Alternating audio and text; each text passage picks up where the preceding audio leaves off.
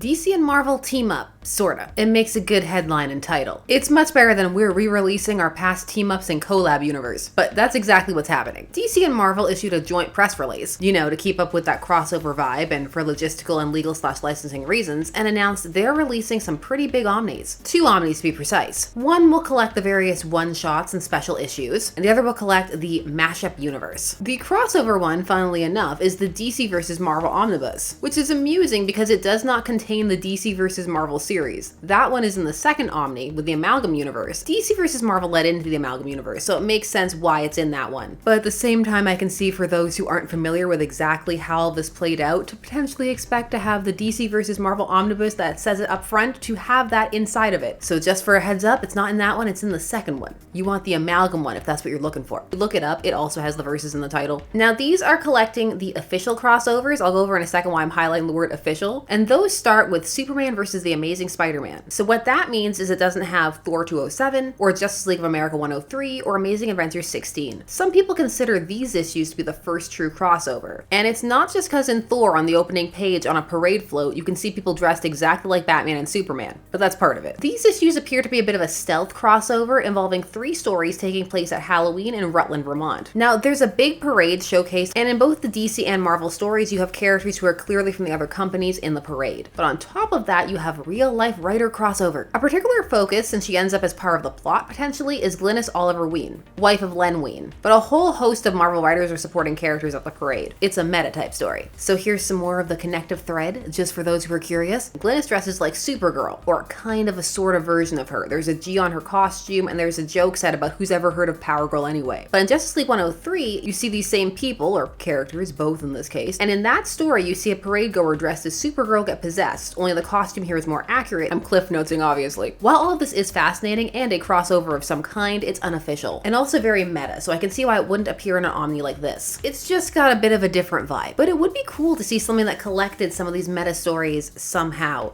even though that DC issue would throw a bit of a wrench into it. Maybe have these collected at the end as some kind of Easter egg in an Omni like the one they're releasing? That'd be fun.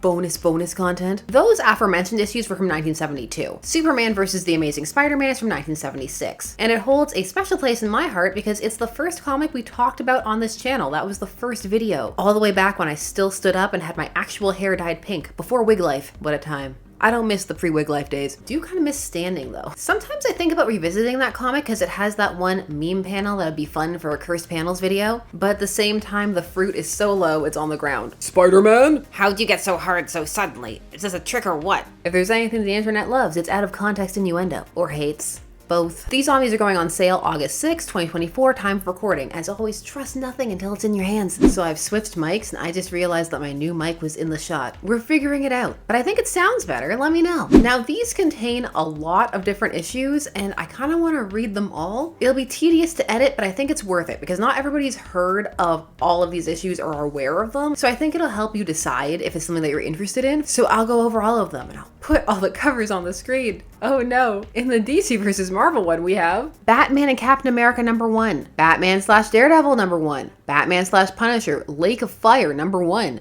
Batman and Spider-Man #1, Daredevil/Batman #1, look we reversed it, DC Special Series #27, Darkseid vs. Galactus, The Hunger #1, Green Lantern/Silver Surfer, Unholy Alliances #1, Incredible Hulk vs. Superman #1, Marvel and DC Present featuring the Uncanny X-Men and the New Teen Titans #1, Marvel Treasury Edition #28, Punisher/Batman, Deadly Knights, such a good title, #1, Silver Surfer/Superman #1, Spider-Man and Batman #1, Superman versus the Amazing Spider-Man #1, and Superman/the Fantastic Four. That list was not in chronological order.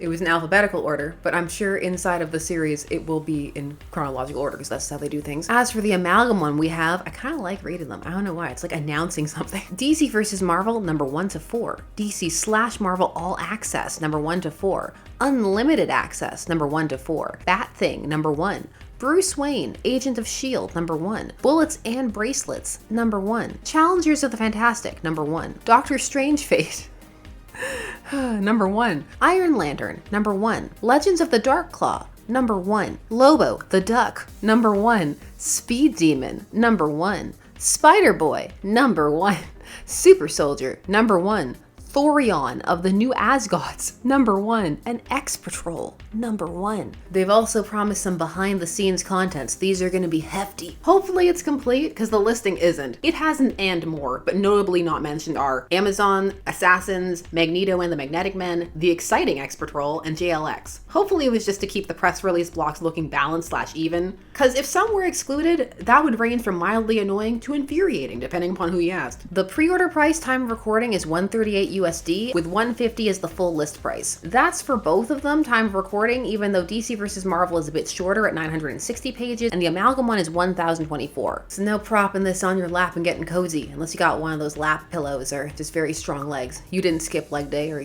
you don't mind the pain. No pain, no gain. This is definitely up my alley. Personally, I liked these stories. They're fun. On my old channel, All About Ships and the like, we covered Tim Drake, Robin, and Jubilee, which happened during this. She followed him across universes. Jubilee doesn't play. And Tim was into her. And I think he was in a relationship at that time. Tim, you cad. The Amalgam Universe and the imprint appeared in 1996. The Amalgam Universe appeared during Marvel vs. DC and was ended by issue 4. The kind of way to write around the idea of one being better than the other, because it started off with characters having to battle each other, because there were two brothers, one that represented Marvel, one that represented DC, and they decided to figure out who was better by, of course, having them fight, because what else are you gonna do? And the loser would have their universe vanish. So the Living Tribunal and the Spectre in canon got together and fused the universes to prevent this from happening. And that's how you got the Amalgam Universe. Again, extreme cliff notes. When it comes to the fusions, the one people tend to remember is Darkclaw, but for me, Spider-Boy always stood out. So did the Wonder Woman and Storm fusion, Amazon, which is why I honed in on that name missing from the announcement. All of these stories ranged. Some were good, some were meh, some were baffling,